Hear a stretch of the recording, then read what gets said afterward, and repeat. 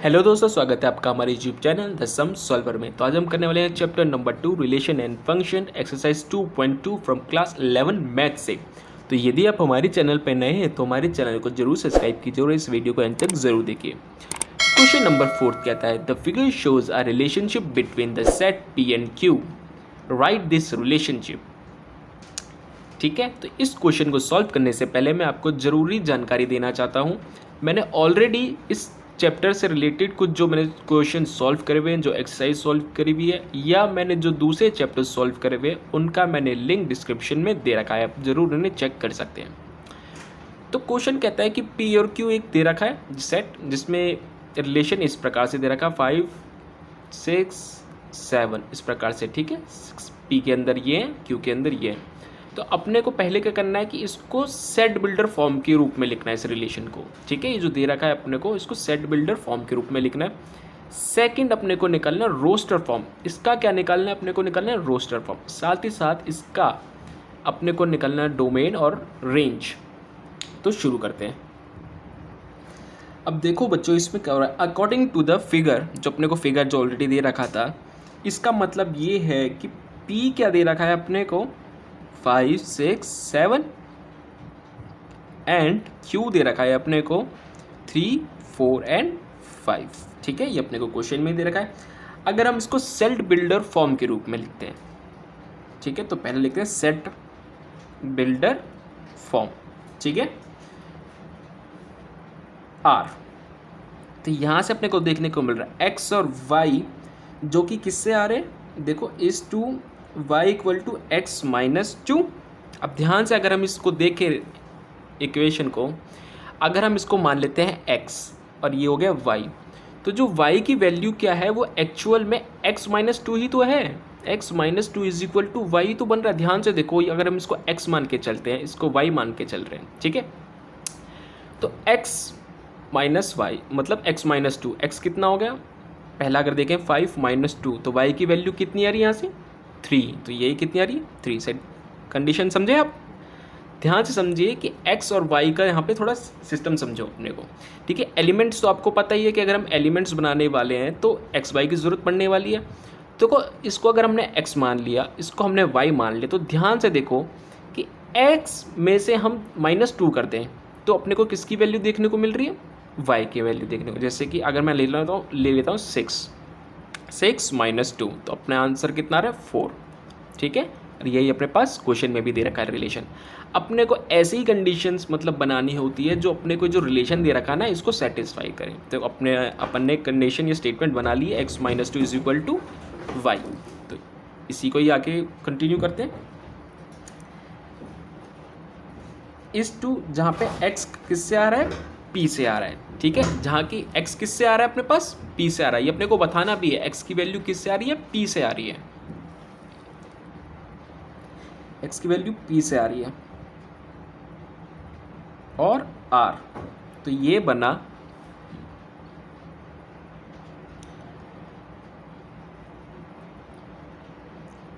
x y is to y is equal to x minus 2 for 5, 6, 7। यही दे रखा था अपने को, p की वैल्यू दे रखी थी 5, 6, 7, x माइनस 2 कर दो तो y की वैल्यू आ रही है यहाँ से।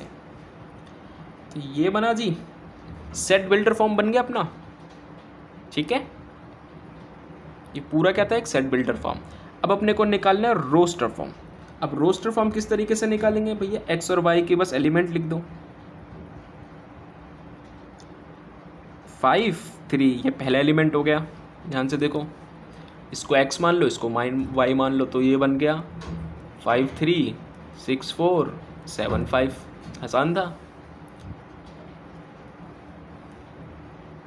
6, 4, 7, 5 आसान था। अब यहाँ से डोमेन और रेंज दोनों पता चल गया।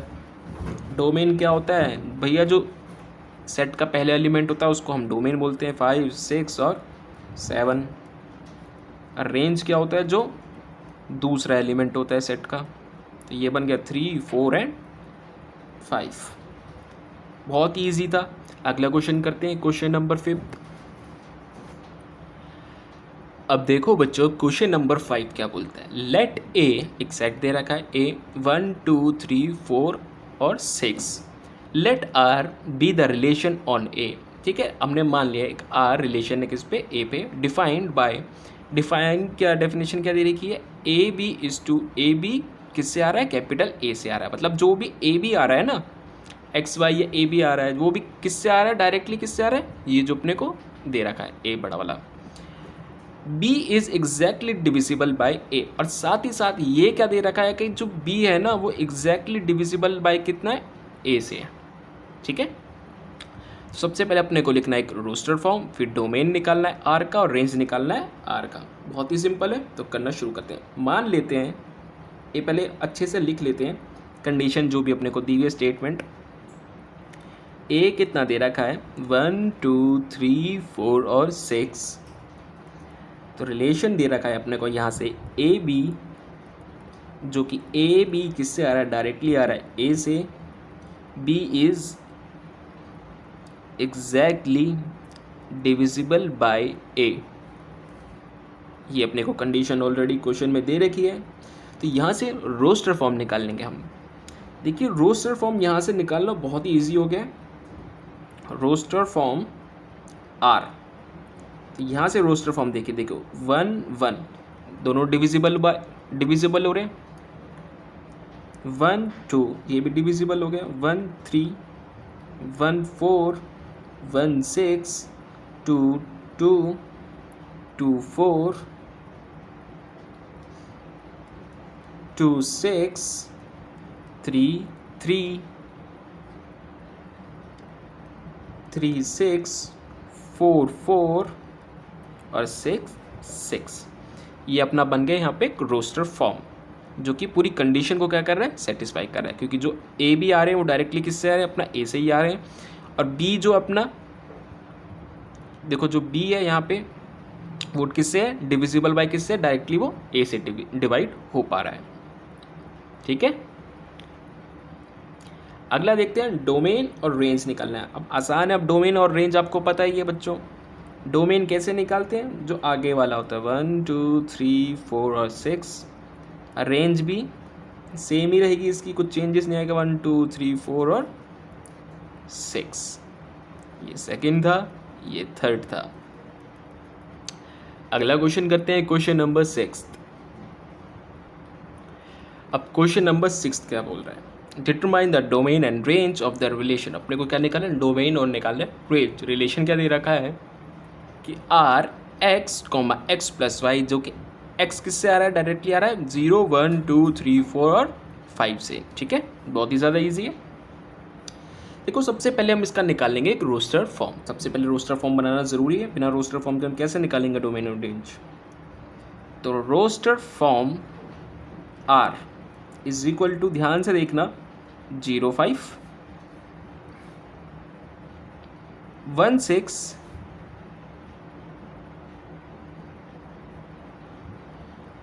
2 7 3 8 4 9 और 5 10। अब आप ये पूछोगे ये कैसे आ रहा है, ये बच्चों जो मैंने कंडीशन दी हुई है अकॉर्डिंग वही लगाया हुआ है। आप देखो 0 0 प्लस 5 तो बन गया ना 0 0 5। ठीक है, अब मैं दूसरा लगाऊं, जिससे मैंने लगाया 1। ठीक है, अब इसका चलाया 1, मतलब मैंने इस कंडीशन में, इस स्टेटमेंट में क्या डाला, 1 डाला। तो ये आया यहाँ से 1, और 1 प्लस 5 ये आया 6। अब मैंने डाला 2 इसी में ही। ठीक है, स्टेटमेंट जो भी दे रखी है हम उसी में ही चलाएंगे रोस्टर फॉर्म बनाने के लिए। 2 तो यहाँ से आया 2, 2 प्लस 5 हुआ 7, 3 तो मतलब 3 और 3 प्लस 5 8। अगेन 4 चलाएंगे, 4 4 प्लस 5 ये हुआ 9। अब चलाएंगे 5, 5 का 5 और 5 प्लस 5 हुआ 10। तो इस प्रकार से हम रोस्टर फॉर्म तैयार कर लेंगे। अब यहाँ से जब अपने को रोस्टर फॉर्म मिल गया है तो रेंज और डोमेन निकालना तो आपका बाएं हाथ का खेल हो चुका है। तो यहाँ से डोमेन आया आर का, वो कितना आया, 0 1 2 3 4 और 5।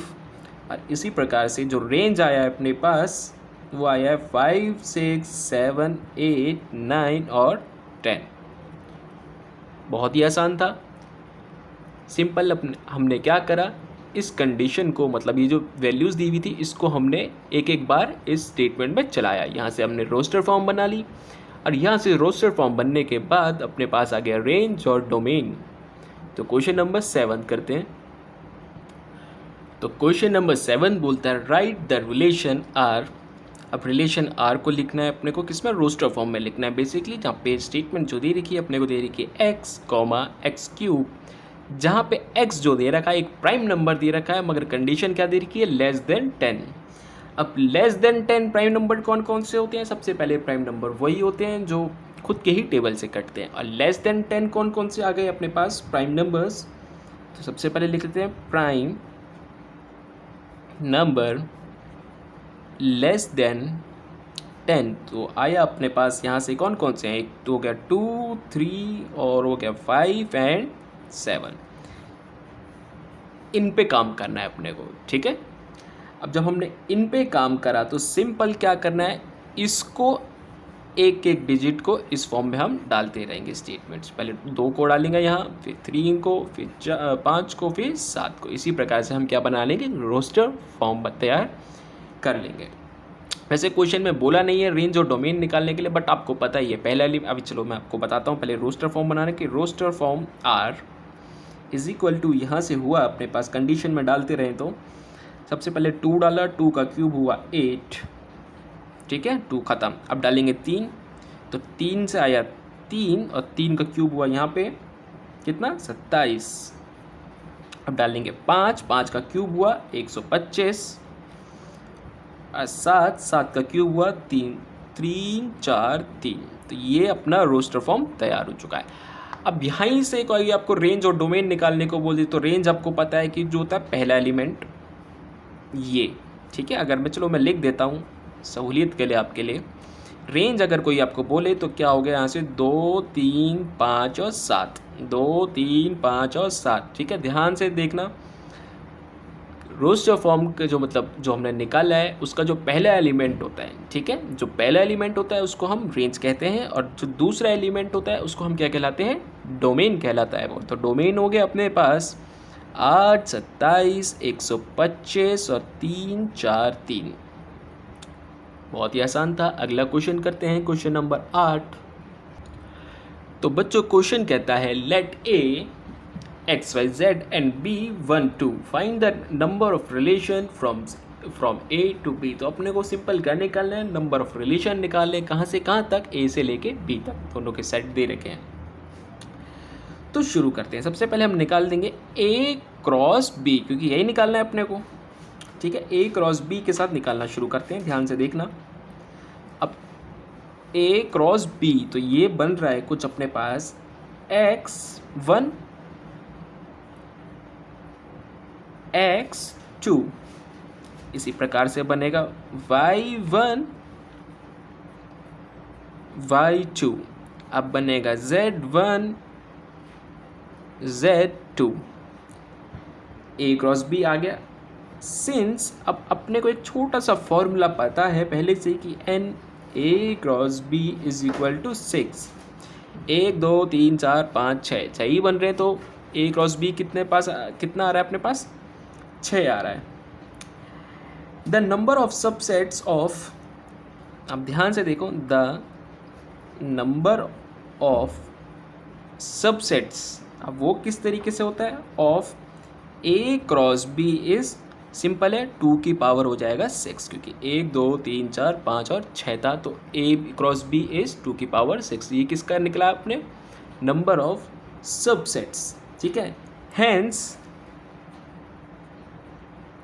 The number of relation from